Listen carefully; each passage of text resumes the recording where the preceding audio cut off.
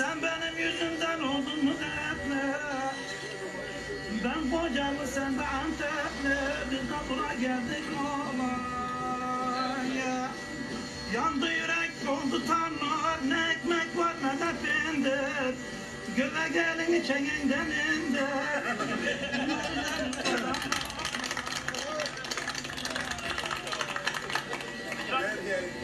Hele bakın da taş kapının boruna, yükün dalalarında gider mi zoruna?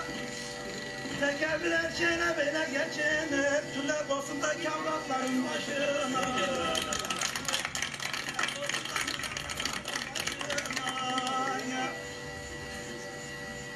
Hele bakın da taş kapının, İndir o ya. taş kapıda yandın ataşa, felek yakıyor ataşa.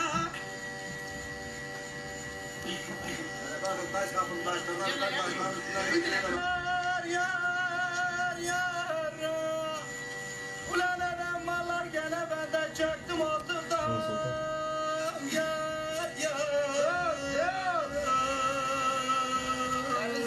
çöktüm oturdum.